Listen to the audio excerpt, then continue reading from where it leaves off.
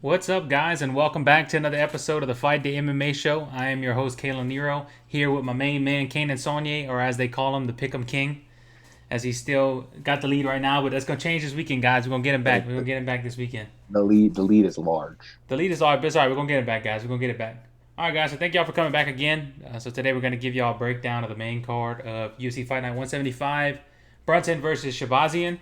And this could be a good card, guys. Look like they got a couple good fights. Definitely some UFC veterans on this card, so it's gonna be a good one, I believe. And yeah, guys, so let's dive into the hostilities, man. So for our first fight of the night, we have Kevin Holland versus Trevin Gills at middleweight. Both of these guys are kind of in their mid tenure of the UFC, kind of 4, 5, 6 fights into the UFC, and both very explosive guys.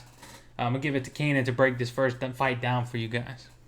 Man, Holland comes in here 17-5, 14 finishes. He comes from Dana White's Contender Series, which, like as we've seen in the previous cards, that guys who come from the Contender Series, they're legit guys, bro. They're fighting for their career in the Contender Series, fighting for their UFC future, and they're not bad. In UFC, he's 4-2. He's fighting Giles, who's 12-2. He has 10 finishes, 3-2 in UFC. Both of his losses are by submission, so that might be something to watch here.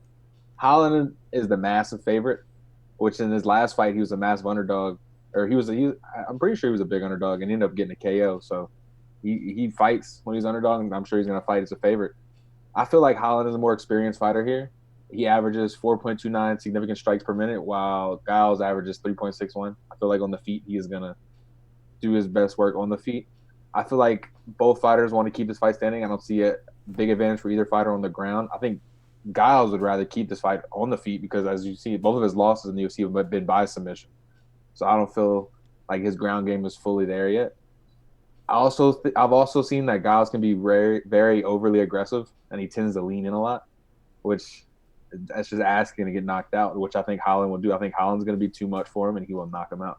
Yeah. So I got Holland in this fight. Yeah, I kind of had the same analysis of the fight. Holland's extremely explosive. He won his last fight versus Anthony Hernandez, I think, by flying knee. So, I mean, you got to watch out for that always. And especially if you have a guy who's overextending on shots, a flying knee straight up middle will really put a damper on that guy's night, you know. With the ground game stuff with Giles, I don't know if I necessarily agree. He does have 5 wins by submission in his career. He is a good wrestler. He's known as a wrestler, so I think we have to give him that. I just think he's been in the situations where he's been on the ground with just way higher level guys than him on the ground. And I don't think Holland is that. I think if Giles is going to have any advantage, it's going to be in the wrestling department. It's going to be trying to work him up against the fence and dirty box him, try and keep him from being able to be explosive. But I don't think that's going to happen. Kevin Holland is definitely a veteran to the fight game. I want to say he's had 22 fights in his career. He's been in the UFC for 6 fights now. This is going to be his 7th fight. He has really good takedown defense, and he's really explosive. He's just going to circle off the cage, keep Giles off of him, and he's just going to just demolish him, man. I agree with you. I think he's going to knock him out second, third round. I don't think he'll get him in the first. I think Giles will be able to kind of keep up with him in that first round. But I think once Holland starts finding that distance and really starts figuring him out, he's going to just start putting a display on him. I feel like every round he's just going to outland him and pick him off and slowly break him apart. And piece by piece, he's going to come crumbling. He's going to knock him out. Right. And now, if Giles does get him to the ground and he's able to control position, it'll be a different story. But I don't think that'll be the case. Alrighty, guys. So for our next fight, we have Lando Vannata versus Bobby Green. Lando Vannata's been in the UFC forever. His first fight in the UFC was against Tony Ferguson, and he lost, I want to say, by a Darce to Tony. It was. I think it's a Bravo. It's the same thing as a Darce. Bravo. Same, just a Darce. I don't know why they call it a Bravo choke, but so he's a UFC veteran, 9 fights in. He's actually a losing fighter in the UFC, which is surprising. He's 3-4-2. In his career as a fighter in the UFC, where he has one of his draws was against Bobby Green all the way back in 2017. So this is a rematch of a draw. Normally those happen like right after the fight, so it's kind of strange how I waited 3 years for this fight to happen. But he only has 2 finishes in the UFC, so don't expect him to really go out there and put him out. And he's coming off a win versus Yancy Medeiros, which is a good thing. So that's one good thing to look for. Bobby Green is also a UFC vet. He's been in the UFC probably longer than Venata. He's 12 fights, 6-5-1. Again, with that one draw coming to Venata. Almost all of his fights in the UFC have gone to decision. It was back in his Strikeforce days. He was really known as a finisher. But in his UFC tenure, he really hasn't. I think he has 2 finishes in his entire career in the UFC. He's coming off of a win versus aged Clay Guida. So, I mean, that's also a good thing. But he actually kind of struggled a little bit in that fight with Clay. That fight was on Fight Island, I believe, or it might have been one of the last fights at the Apex. It was very recent. It was in June. It was an Apex. Yeah, so it was a quick turnaround for Green here. I think Bobby's a better striker, though, and his submission abilities will keep Lando from even trying to wrestle or anything like that. Bobby Green has, I think, 8 wins by submission out of his however many wins. I mean, he's been around forever, 20-something wins, I believe, 21. But, yeah, Bobby's just going to be better than him, man. I think Bobby's going to outland him on the feet. I think Bobby's good enough on the ground to where if Lando does decide he wants to wrestle, he's going to be able to get some submissions off and really threaten with the submission and get off his back. But, yeah, I see Bobby just kind of outstriking him. Like, it's going to be a point fighting type of thing where he's just going to outpoint him. I don't see anybody getting finished. If anybody does get finished, I think Bobby might knock out Lando. But I wouldn't bet on it. I find this fight the same way. I think Bobby's going to win this fight. Bobby has fought very experienced opponents in Barboza and Dustin. And he's fought an aged Clay, as you said. He got slapped by Dustin. Got knocked out in the first round. Yeah.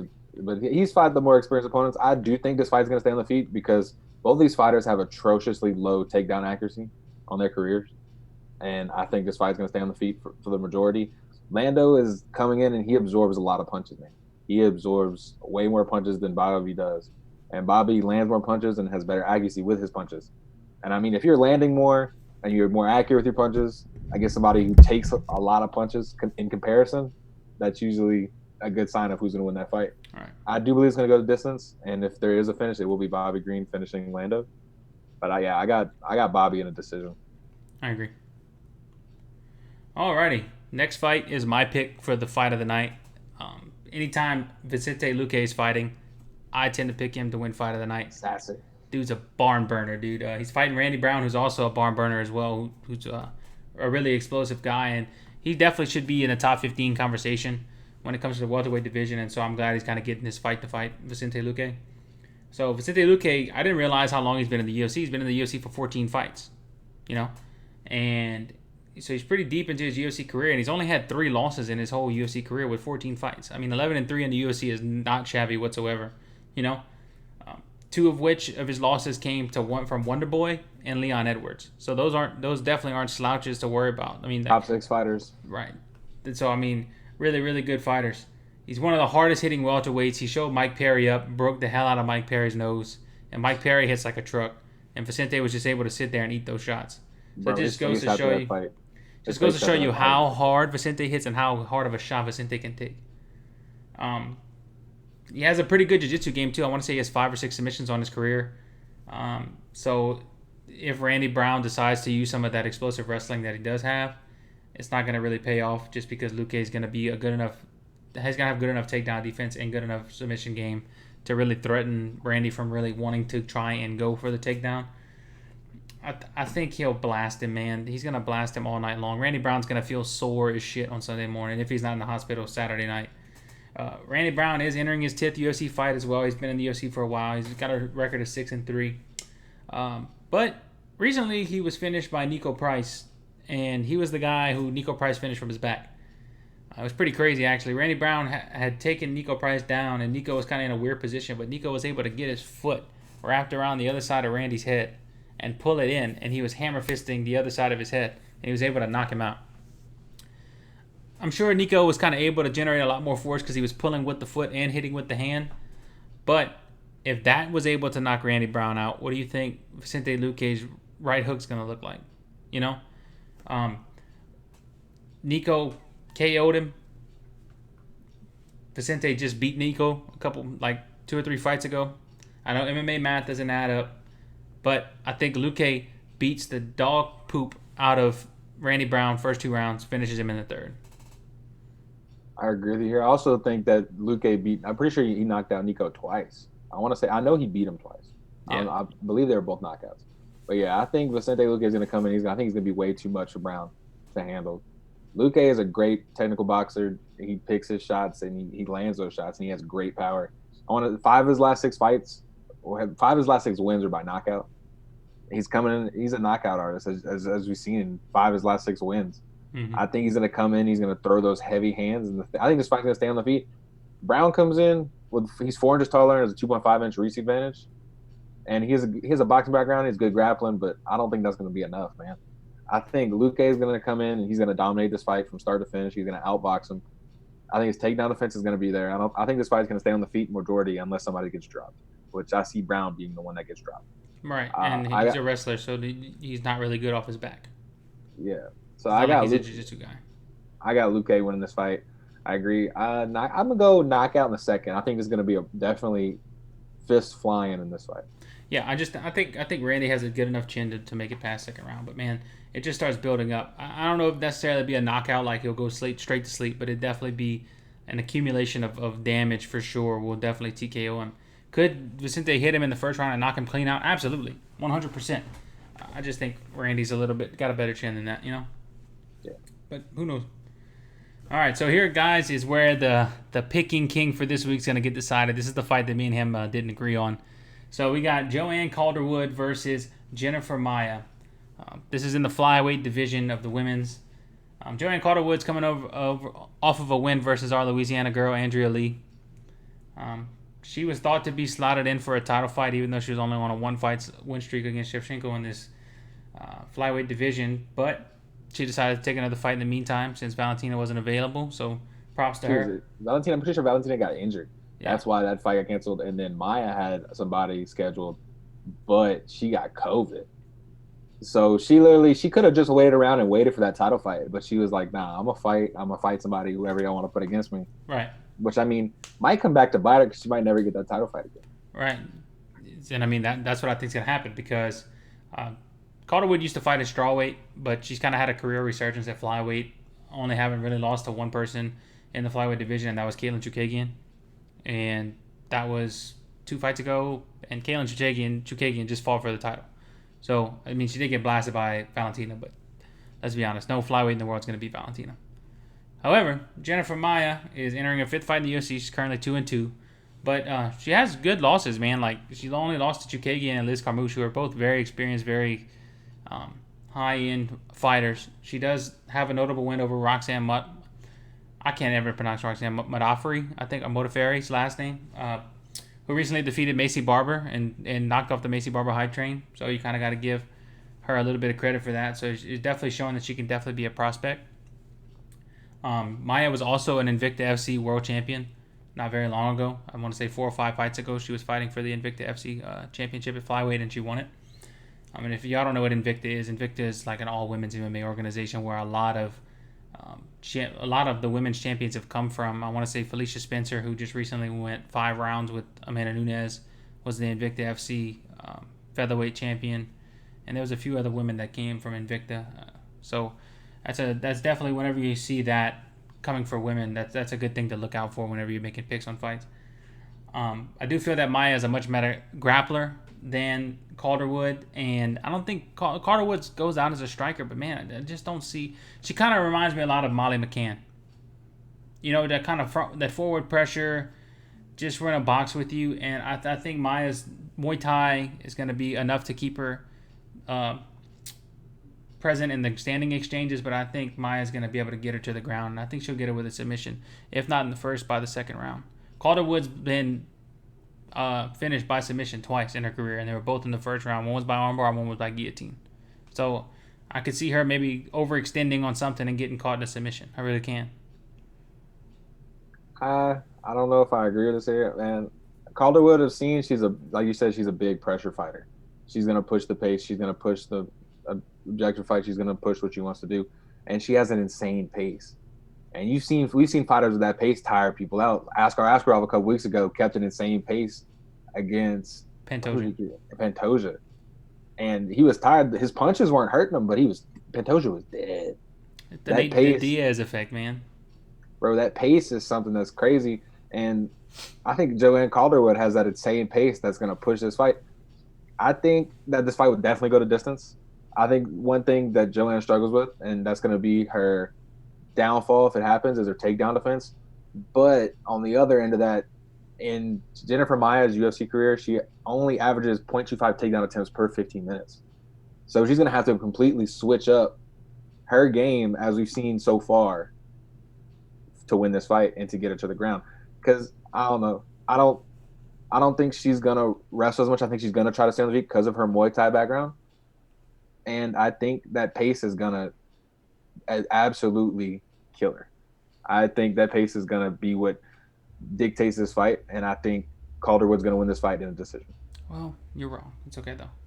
We'll see Saturday night. I can't say you're wrong. I can't say you're wrong because I've been wrong more than you have on this. So I guess, man, good pick. We'll see you Saturday night, and then I'll be the pick'em king, and you have to bow down to me for the week, not all time. Yeah, well, we'll get there, man. Eventually, we're gonna get a belt made and everything once we start getting some more support and some more viewers, man.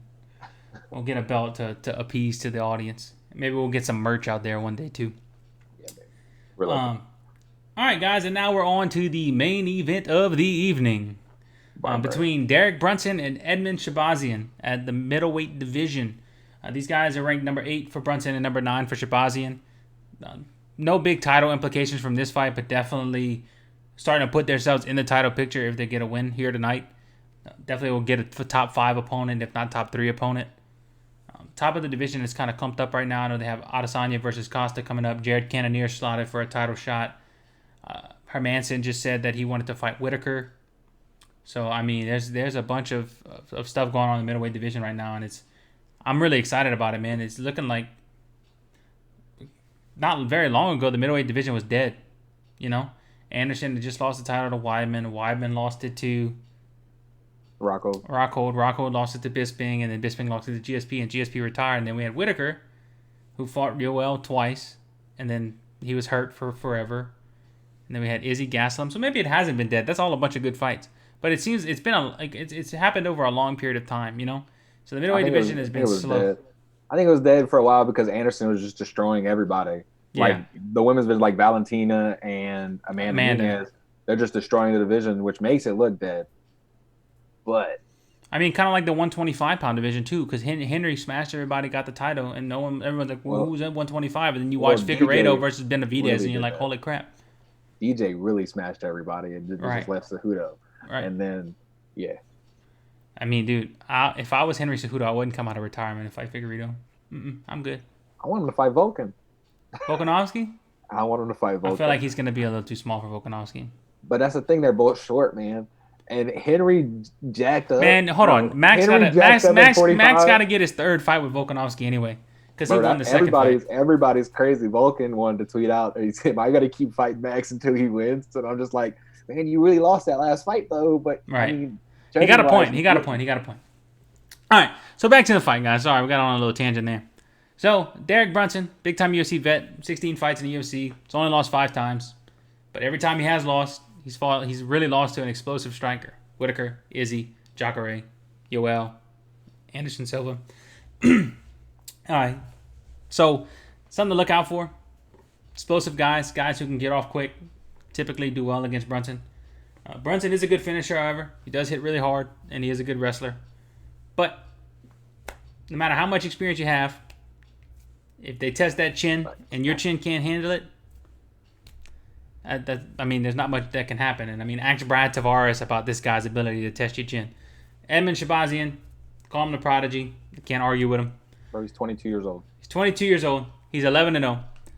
He trained with Ronda Rousey since he was 13 years old. Back whenever she was training for her first fight in the UFC, he was her training dummy. She was slamming him on the mat when he was 15 years old. Just sitting there learning all the judo from a gold medal judo player, you know? And he's really the most well-rounded fighter I may have seen in a while. He's the first kid of this new generation who didn't grow up playing soccer and baseball and football. This is the kid that started in MMA. He didn't start in Muay Thai and then move over to MMA, or start in Jiu-Jitsu and move over to MMA, or start in wrestling. He started just in MMA. And when I say started in MMA, he started training judo with Ronda wrestling with all the people at the team, boxing with their boxing coach at the gym. So, I mean, he's been a kid that's been well-rounded his entire life, and he's been working on everything his entire life, and it shows in his fighting style. He's an amazing wrestler. He has really good submissions. He finished somebody. His only submission was in the UFC, and it was 2 fights ago, where he caught a guy in a guillotine in the first round. So, I mean, he shows that he has good submission skills, and then he goes out and Brad Tavares, who isn't the best middleweight, but who's no joke at middleweight, and just finishes him quickly and just knocks him clean out. He has bombs in his hands. He's an amazing wrestler. He has really good judo. He has good submissions. I think kind of Edmund does what Izzy did to Brunson. I think he goes out there and he puts the hands on Brunson, and Brunson kind of was like, oh shit, I need to take him down. So he starts shooting desperation shots. He's going to miss, just like he did with Izzy, and then he's going to get put to sleep in the first round. I'm predicting a first round knockout for Shahbazyan. I completely agree with that finish, man. I feel like Edmund's just on a whole nother level, bro. They call him a prodigy. Bro's been training MMA since he was 9. The golden boy. He's been training MMA since he was 9. And that's crazy because you think like 9 years old, I'm playing soccer, I'm playing football.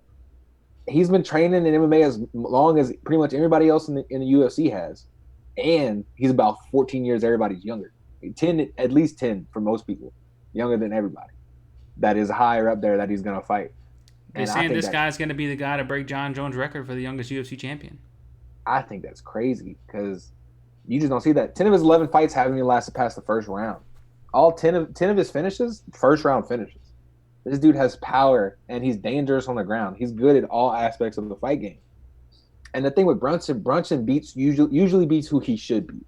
He doesn't beat anybody that he's not expected to. He's the fighter that he's a gatekeeper. Yes, he's the definition of a gatekeeper. He beats who he should, and he gets destroyed by who he should. Again, in his 5 losses, he's been knocked out. He was knocked out 4 times. The only one he went the different distance with was the aged Anderson Silva. He's been knocked out by Izzy. He's been knocked out by Sosa. He's been knocked out by Whitaker. He's been knocked out by Yoel.